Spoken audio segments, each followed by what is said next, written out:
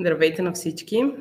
Казвам се Бояна Табакова и съм ръководител дигитални проекти в издателство Клет, но днес съм тук с малко по-различна функция и визия да ви разкажа малко повече. Здравейте и от нас на Перник. Благодарим, че сте днес с нас. Ще ви разкажа, както споменах, малко повече за един проект, който извършихме в последните 21 месеца по програмата Erasmus+. И сме много горди, че вече може да разпространяваме и нашите финални резултати по проекта, тъй като смятаме, че резултатите, които създадохме в този дълъг период, наистина са от полза и наистина са потребни за професионалните гимназии и за професионалното обучение по туризъм, и в частност изучаването на английски език.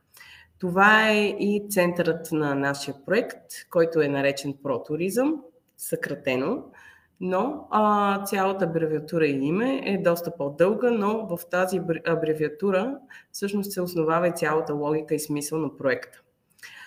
Виждате, работно съм заглавила и темата днес между бизнеса и класната стая за качествено обслужване на клиенти в туристическия сектор. Това е една тема, която е актуална и интересна за много различни сфери, не само за образователната, но и за бизнеса, също така и за различните организации, които са пряко свързани в сектора на туризма. Логиката и философията на професионалното образование и обучение винаги е била да върви ръка за ръка с случващите се на пазара на труда. Ето защо и ние като организация си поставихме тази цел да създадем продукт, да създадем ресурс, който да бъде в помощ както за учителите по професионален чужд език в професионалните паралелки по туризъм, така и да има досег и да има отзвук с реалната работна среда. Защото наистина качественото обслужване на клиенти, това е тема, която вълнува не само един бранш, а напротив, това е тема, която вълнува различни организации и различни представители на обществото. Малко повече за проекта, как всъщност стартирахме и защо избрахме точно това направление. Отговорът е лесен, защото виждаме нуждата. Ние като издателство, което наистина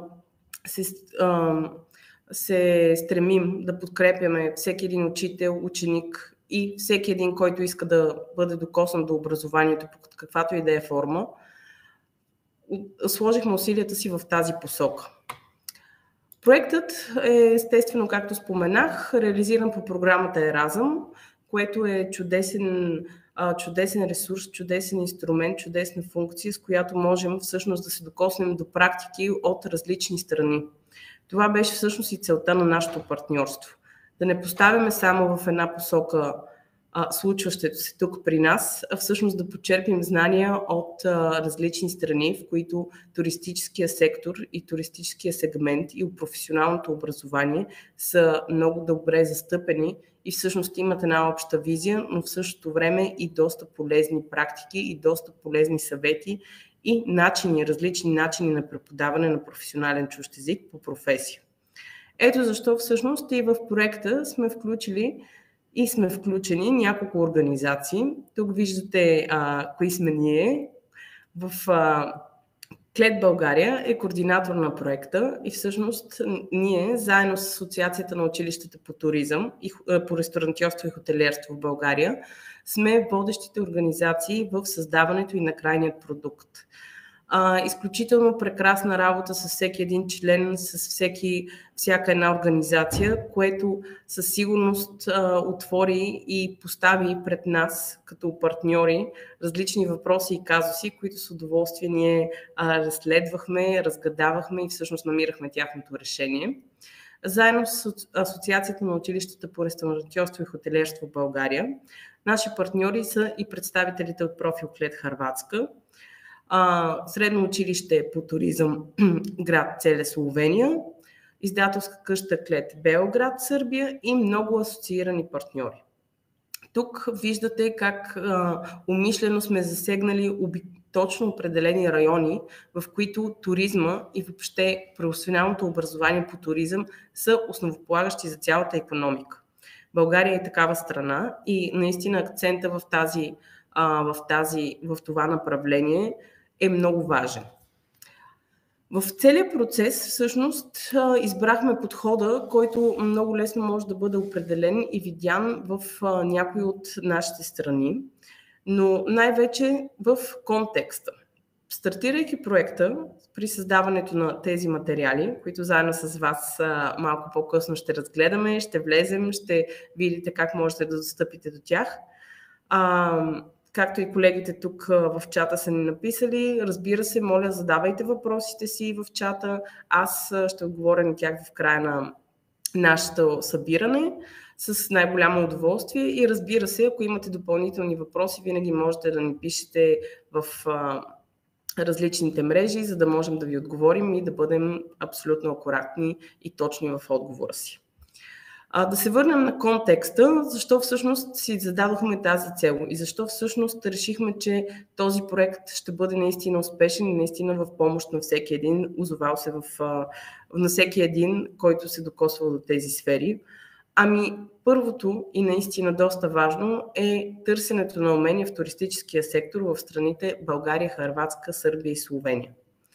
Търсенето на умения. Това наистина е важен елемент във всеки един, не само работодател, ами и вие като учители, подготвящи бъдещите работещи ученици в съответната среда.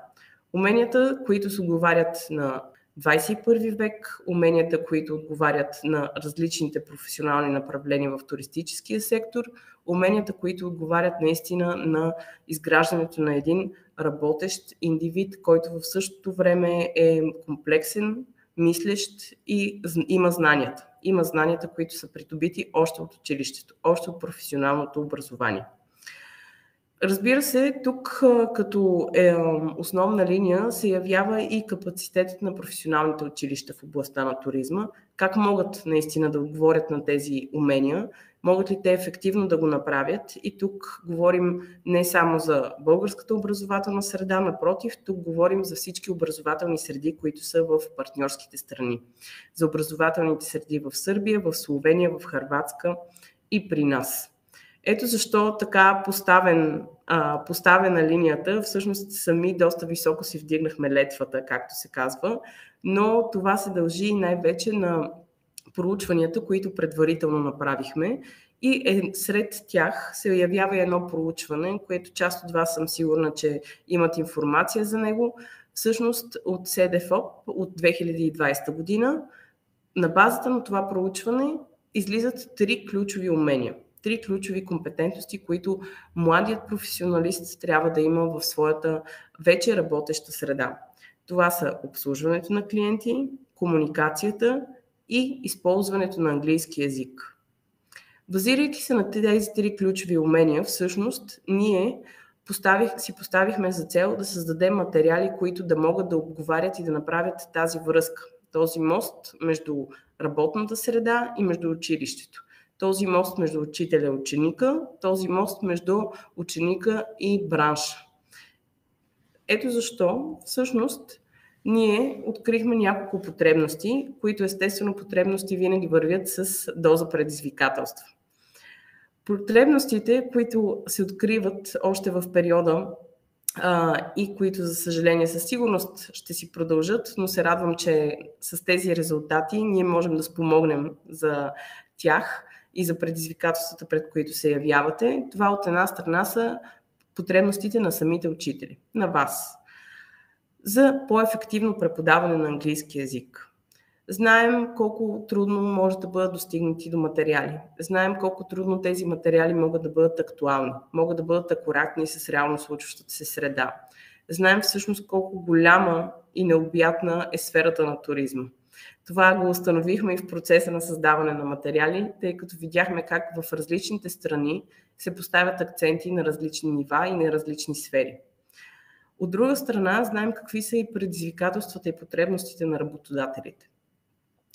От една страна, разбира се, всеки един работодател очаква един знаещ и можещ професионалист, който излиза от училище, да има добри знания по английски език. Но тези добри знания по английски език не са свързани просто с терминология, те, разбира се, са свързани с комуникация. Защото комуникацията, тя е в основата и на обслужването и качественото обслужване на клиентите.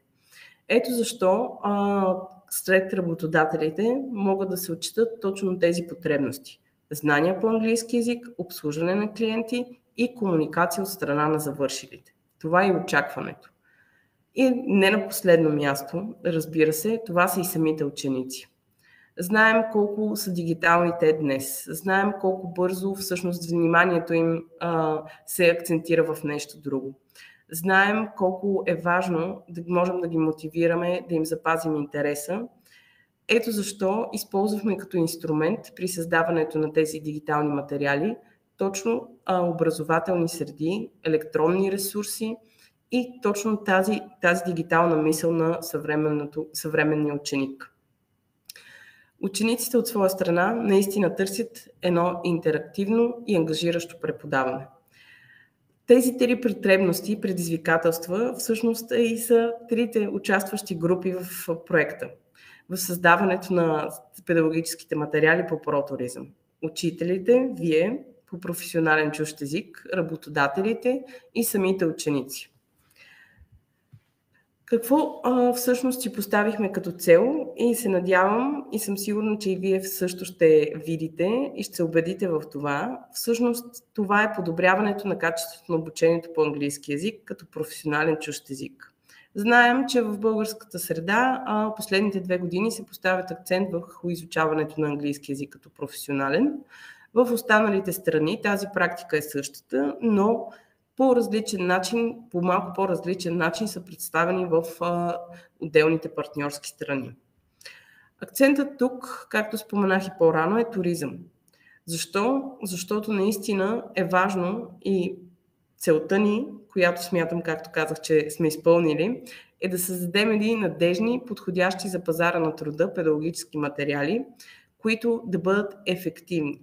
Наистина, които да бъдат приложими, които да бъдат със свободен достъп и акцентите да бъдат в обслужване на клиенти и комуникация. В тези материали няма да откриете теоретична част, няма да откриете граматика.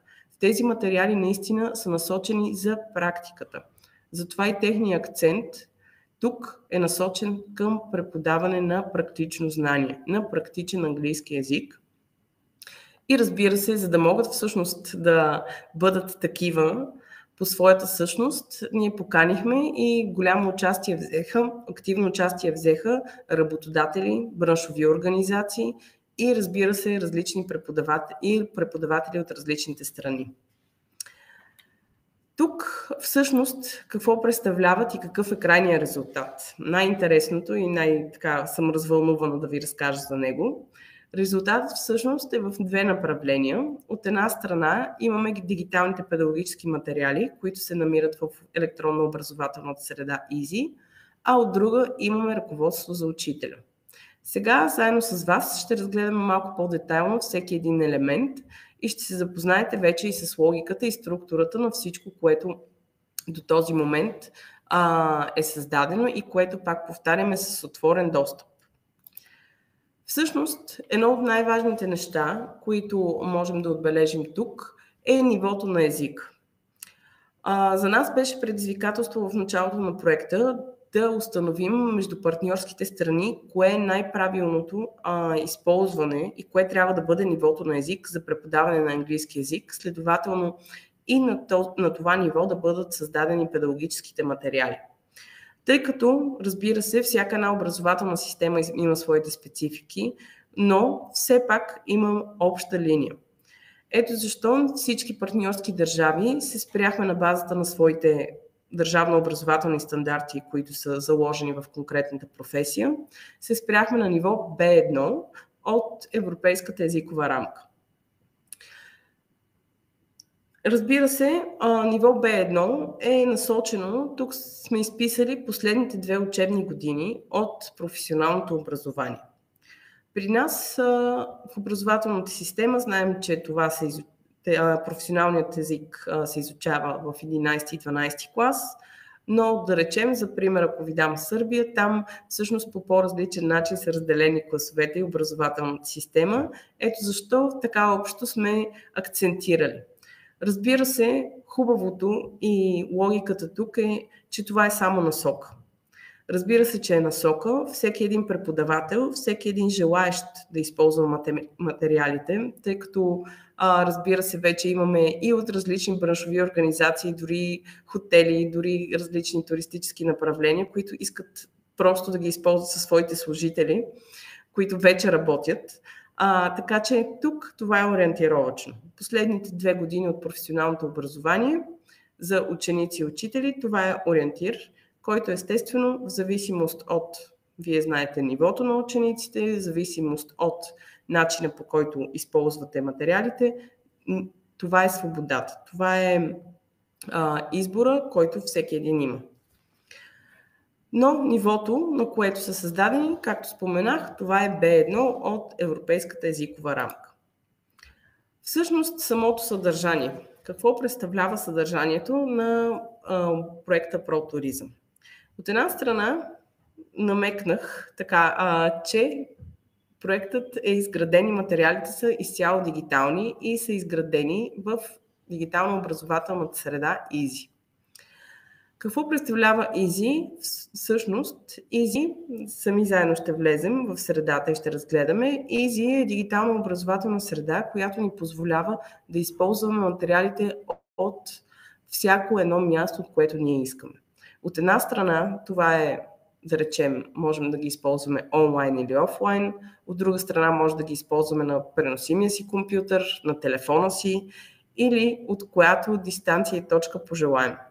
Което спрямо достъпността е чудесно, тъй като вие, всеки един от вас, по различен начин използва дигитални материали, има различни компютри, различна техника, но също така и учениците ви, те използват и смартфона си постоянно. Знаем, че е така, не е нещо, което не бих казала, че всеки път е чудесно, напротив, защото всичко в рамките на нормалното е добре, но когато се прекалява, не е. Така че от своя страна пък EASY може да се използва и достъпът до тези дигитални материали. Може да се използва съвсем спокойно от учениците през всеки един смартфон. Тъй като имаше период от проекта, в който тествахме материалите и след учениците, мога да ви кажа, че наистина тази използваемост от телефон всъщност беше ключов елемент за това те наистина да бъдат използвани от тях, което дигитално-образователната среда EASY и използването на материалите позволява. Цялото съдържание всъщност е създадено в помощ на учителя. Тези материали, ние така ги нарекохме, педагогически материали, всъщност са с двуфункционална употреба, ако мога така да го определя. От една страна, материалите могат да се използват, разбира се, в клас, заедно с целия клас, могат да се използват за фронтална работа, могат да се използват като задаване на домашна и допълнителна работа, но също така и материалите могат да се използват самостоятелно. Наистина много се стремяхме в този период да можем да обхванем всеки един елемент от А до Я буквално, тъй като идеята тук е отново свободата. Всеки един да може и да се докосне или да надгради знанията си, или да усъвършенства знанията си, или да придобие нови, на базата на цялата информация, която му е нужна за конкретната дейност. Изцяло практическа насоченост. Защо практическа насоченост? Както ви споменах по-рано, акцентът тук е комуникацията и обслужването на клиенти. И на базата на тази логика и тези две теми, всъщност ние използваме и така наречената SWIFT методология. Ще ви разкажа малко повече за нея и какво представлява тя, но тази практическа насоченост буквално всъщност се случва благодарение на методологията, с която сме работили при написването на материалите и след това естествено, разбира се, тяхната употреба. Влизайки малко повече в детайл, всъщност сферата на туризма знаем, че е необятна, знаем, че имаме определени професии, но също така те постоянно се развиват и така и трябва да бъде, защото работната среда и нуждата на клиентите и на организациите се развива, но на този етап това са професионалните направления, в които може да откриете материали педагогически за всяка една от тях. Те са както следва: хлебар-сладкар.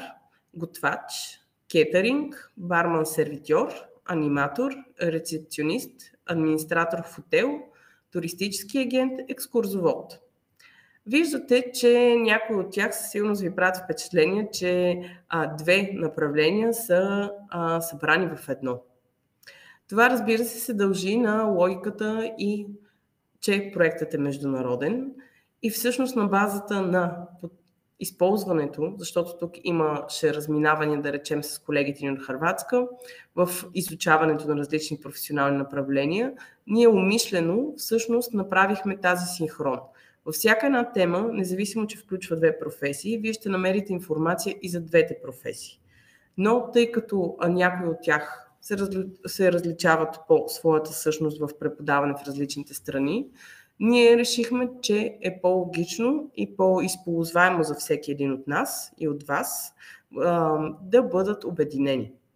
Виждате, че сме обхванали различните професионални направления, с което, разбира се, целим максимално да доставим и да изградим детайлна информация за всяко едно от тях, като базирайки се на, естествено, комуникацията и обслужването на клиенти.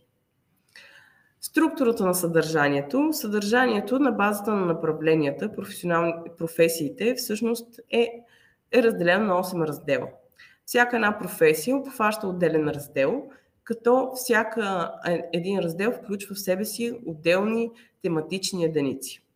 Умишлено не ги наричам уроци, сами ще видите и ще разгледаме заедно, защото със сигурност педагогическите материали не представляват един отделен урок за един отделен час. Напротив, толкова много процеси са обхванати в всъщност една тематична единица в раздел, че съвсем спокойно на базата на тях всеки един от вас може да изгради различни уроци и различни урочни единици, тъй като логиката тук е по-глобална.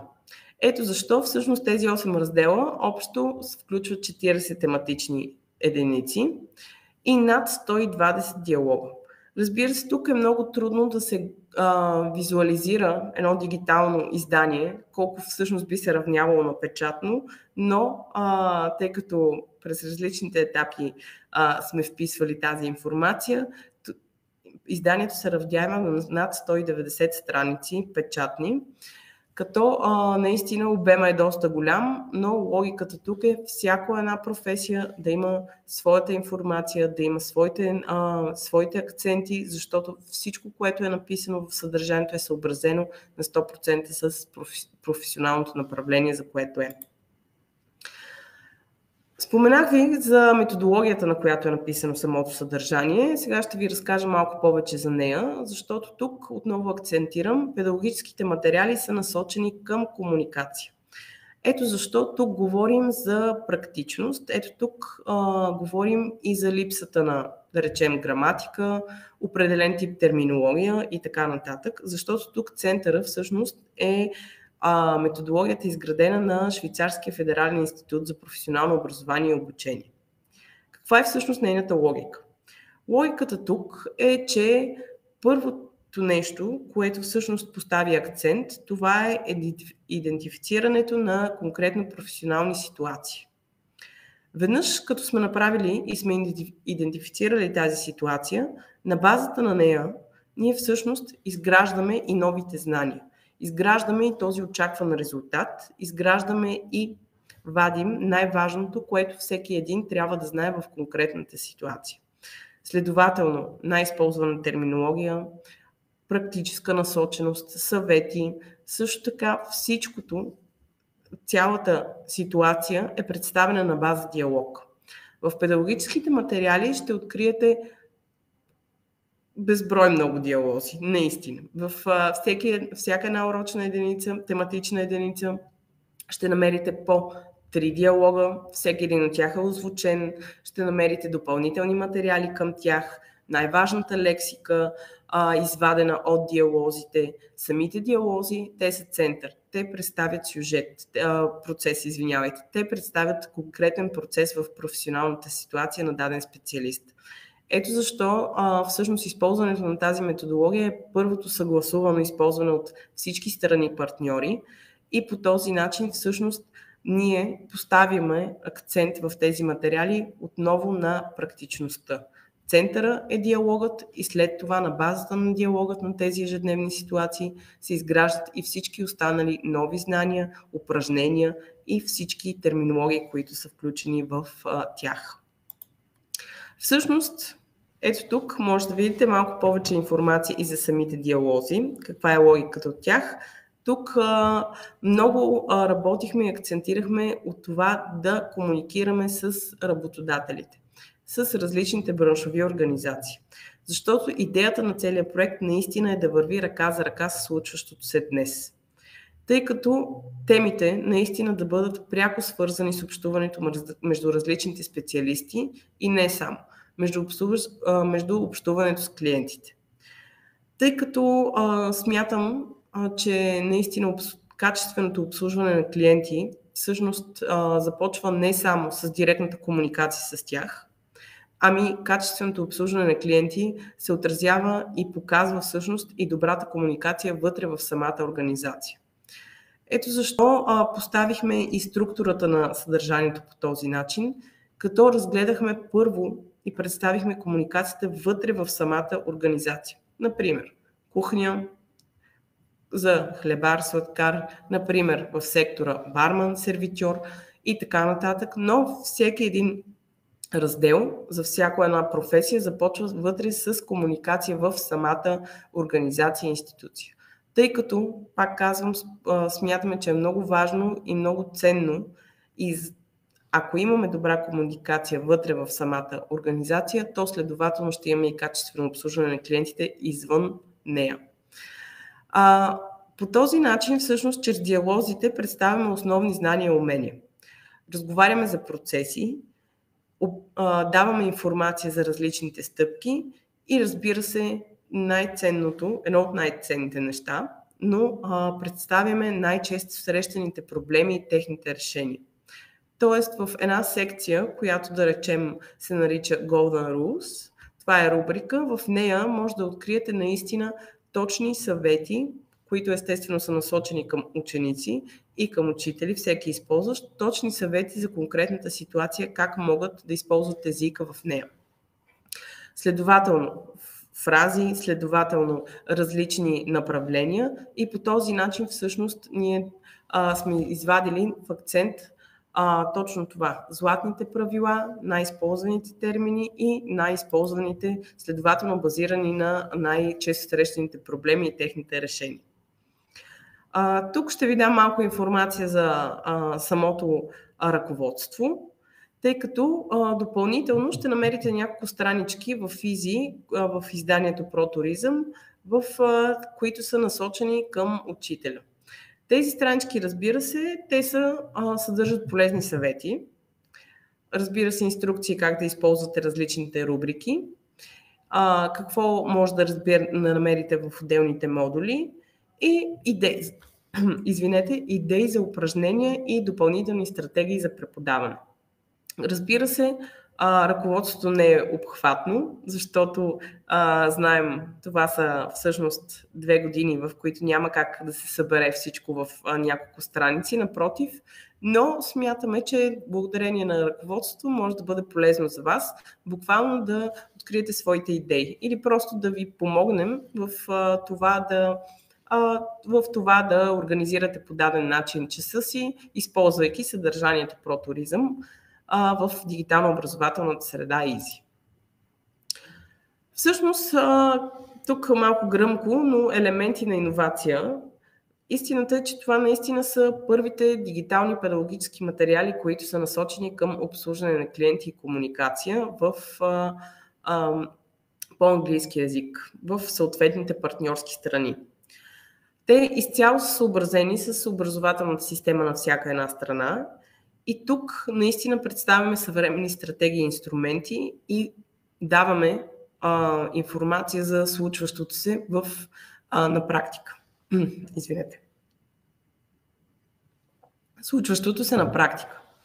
Ето защо всъщност много се стремяхме в проекта не само да създадем, написвайки тези материали, но и много да комуникираме.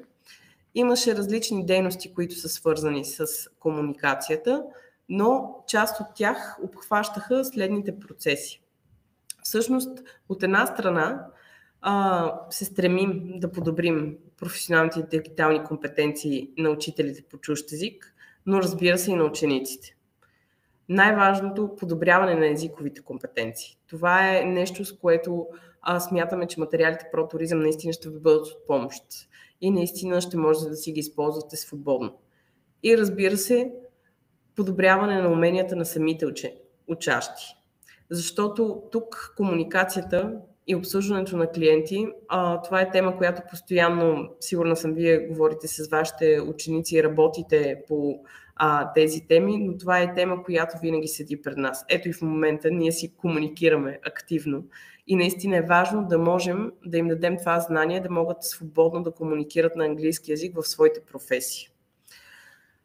Всъщност има няколко елемента от самия проект, за които ще спомена и след това ще влезем и в дигиталната среда, за да видите цялата тази информация, как наистина изглежда на практика и как може, най-важното, как можете да достъпите до нея. Самият процес на проекта започнахме с, както казах, доста засилени проучвания. Тук, заради различните елементи в образователните ни системи, заради големия обхват на туристическата сфера в професионалното образование, но така беше важно първоначално да направим своите наистина детайлни проучвания. Като на базата на това създадохме и своята структура на съдържание, като това съдържание беше много важно да може да бъде приложимо за всяка една образователна система. Разбира се, основен елемент и много важен бяха създаването на фокус групи и участието на различни представители в тях. От една страна, ние имахме фокус групи, организирахме фокус групи в 4-те страни – България, Сърбия, Словения и Хърватска. Но най-важното е, че в тези фокус групи, за което сме много благодарни, и това са нашите асоциирани партньори всъщност, се включиха наистина разнообразни по своите професионален опит и знания личности. От една страна се включиха учители, ето виждате 17 учителя по професионален чужд език от различните страни, но също така се включиха и доста организации. Асоциацията на аниматорите, Асоциацията на ресторантьорите и сомелиерите, Българска асоциация на барманите, хотелски мениджмънт, туроператорски компании, различни дирекции за професионално образование и обучение и множество учители също така от различни градове и страни, което от своя страна даде много ценна обратна връзка и всъщност цялостната насоченост и на самото съдържание, тъй като ни показа на всички на практика в реално време наистина какво включва комуникацията, кои са най-основните проблеми, търсенето на тяхните решения, какви са нуждите на пазара и съответно не само на пазара, какви са нуждите и на самите преподаватели, какви са нуждите на учениците. Следователно, правейки тази фокус група, ние достигнахме до тази информация и след това, разбира се, беше процесът на самото създаване на съдържание. Съдържанието ProTourism е тествано и в класната стая, т.е. то е валидирано във всяка една от нашите партньорски страни, като на практика 4 учители от всяка една държава направиха своите тестове в продължение на няколко месеца, като на базата на тях ние всъщност успяхме естествено да надградим и да разширим самата структура на съдържанието. Тъй като все пак то е с отворен достъп, което е най-важното и ценното, и всъщност този достъп, на базата на него, всеки един може да влезе. Но да се върна малко повече за обученията и да ви разкажа за тях. Какъв беше планът всъщност? 4 групи от обучение на учители. В тези 4 групи се включват по 4 учителя от всяка една страна. И разбира се, това са 16 учителя от нашите партньорски страни, включително и България. Беше чудесно, че в проекта всъщност проявиха желание да се включат много повече хора. Виждате, във всяка една страна има повече хора, които така самоинициираха се, имаха такова желание. И всъщност благодаря на всеки един участник, защото знам колко е важно и колко всъщност добросърдечно и с цел достигането и усъвършенстването на знанията на учениците всеки един пое този ангажимент, като всъщност тези учители, достигнаха до 488 ученика. Виждате бройките, които са тук включени. Това е една немалка цифра, със сигурност, която немалка цифра ни даде ценна обратна връзка. Защото част от проекта всъщност беше и самото тестване на съдържанието. Ценна обратна връзка не само в България, но всяка една страна. Тук виждате, че процесът продължава. Какво имам предвид с това? Ще ви покажа след малко и в платформата, но тъй като за нас е важно всичко да е активно, да е отворено и естествено винаги сме отворени и за предложения и коментари. Затова сме направили онлайн въпросници, които периодично следим и винаги можем да обърнем внимание на някое ваше предложение или на някой ваш коментар. Малко снимки от тестването в клас тук и разбира се малко снимки от различни събития, на които сме представили и самия проект. Сега с най-голямо удоволствие ще вляза и в платформата, за да видите къде всъщност може да откриете тези материали и как да ги използвате, защото съм сигурна, че това е най-важно за вас и в конкретния случай ще помоля и колегите, те сега ще ви изпратят линк и в чата и всъщност ще можете съвсем спокойно да достъпвате материалите за професионален чужд език по професия. Ето така изглеждат и те. Виждате, че тук те се намират в дигитално-образователната среда език, както споменах. Ако отворите bg.easydigital, можете да ги видите на първо място Professional Foreign Language Preparation или просто съкратено ProTourism. Кликвайки на тях, това представлява и самото дигитално издание. Нещо важно, което тук, в зависимост от вашето желание, можете да не се регистрирате, абсолютно свободен е достъпа, просто кликвате X на съответния бутон. Ако желаете вече допълнителните функционалности на платформата, по ваше желание може и да се регистрирате, но няма нищо задължително, абсолютно отворено е изданието и то се намира в безплатно съдържание. Първото нещо, което ще видите, както казах, в дигитално-образователната среда EASY. Ето така изглежда и самото съдържание. Първото нещо, с което ще се сблъскате, това всъщност са различните раздели.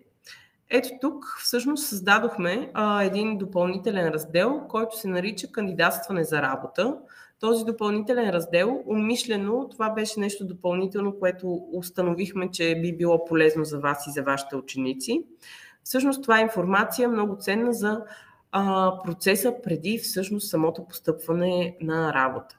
Защото в следващите модули разказваме и говорим повече за самите професии в работната среда, използването на английски език там, но тук всъщност тази стъпка назад, която е преди тези процеси, решихме, че ще бъде много ценна и полезна за вас. Виждате така изглеждат модулите. Тук винаги пред всеки модул имаме информация какво ще откриете в модула. Тоест, вие ще бъдете подготвени преди това с какво ще се запознаете в съответния модул. Ето го модула за готвачи и останалите професии, които са част от туристическите направления. Сега ще отворя и ще ви покажа първо модул 1, този допълнителен модул. Това е кандидатстване за работа. Много лесно можете да навигирате всичко в EASY. Ето тук в левите менюта, всъщност абсолютно с 3 клика, цялата логика на платформата е всичко да се случва с 3 клика. Абсолютно с 3 клика можете да отидете в съответния модул, т.е. професия, и след това да изберете и урочната единица, която ще ви бъде, която ще използвате. Като пример ще отворим създаване на cover letter за различните професии в туристическия сектор. Първо и винаги започваме с процесът. Както ви споменах и по-рано, имаме обяснение за процесът, който се случва в съответната урочна единица. След което имаме включени малко обобщение, т.е. с най-ключовите и важни неща. Секцията златни правила. Тук, разбира се, винаги има такъв тип секция, която е насочена отново към практиката. Ето тук, за пример, сме дали езика, дали сме такъв тип, както се казва, жокери, за това как да се създаде едно качествено мотивационно писмо, заедно с различните използвани думи, най-често използвани думи и много примери. Виждате примери. На базата на всяко едно професионално направление сме задали различни примери в отделни страници. Ето тук, всъщност, ще бъде така, за да може да се види. Ето тук можете да видите пример за мотивационно писмо за готвач. Това е шаблон, в който заедно със своите ученици можете да работите, да използвате. Такъв тип шаблон има за всяко едно професионално направление. Но нека влезем и разгледаме и вече по-специално конкретна професия. Професията, която първо ще ви покажа, това е готвач. Ето така изглежда и съответният раздел. Тук виждате структурата и на тематичните единици. Както споменах, винаги започваме с комуникация, която е вътре. Целият процес всъщност е представен поетапно. Тук имаме, за пример, поръчване на продукти и комуникация с доставчик, след което започваме с комуникация с останалата част от клиентите, от нашите колеги и служители и също така разпространение на задачи, задаване на задачи, приемане на поръчки от сервитьор, представяне на ястие, решаване на проблеми, много важен елемент и допълнителни материали, които конкретно са подбрани и създадени за самата професия. Умишлено показвам такъв тип професия, в която комуникацията пряко с клиента не е толкова засилена, както да речем професия като рецепционист, хотел администратор или пък тургайд. Тъй като тук отново обаче имаме една комуникация, която е важна за своя отзвук за качественото обслужване на клиента. Ето така, да речем, отваряйки втората урочна единица, първо ще видим най-важното, което е включено в този урок. Тази структура, която виждате и за логиката за започването на комуникация отвътре навън и приключвайки с решаване на проблеми и допълнителни задачи, ще видите за всяка една професия. И разбира се, всяко едно конкретно съдържание е създадено на база на професията и нейните специфики. Ето тук в секцията и рубриката Let's ще започнем и всъщност са поставени обяснения за това какво се случва на практика.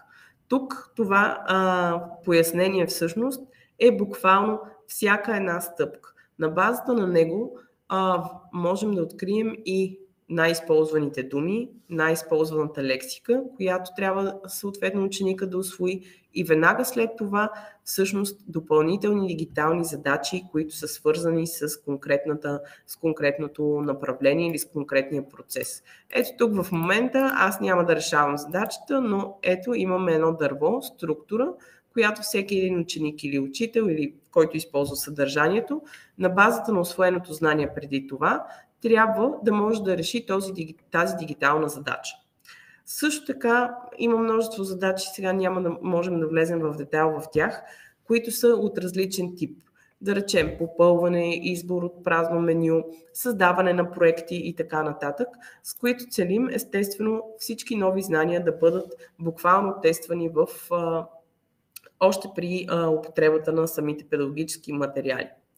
Много важно нещо, което можете да откриете във всяка една урочна единица, това са диалозите. Както ви споменах по-рано, центъра на съдържанието е базирано на диалози.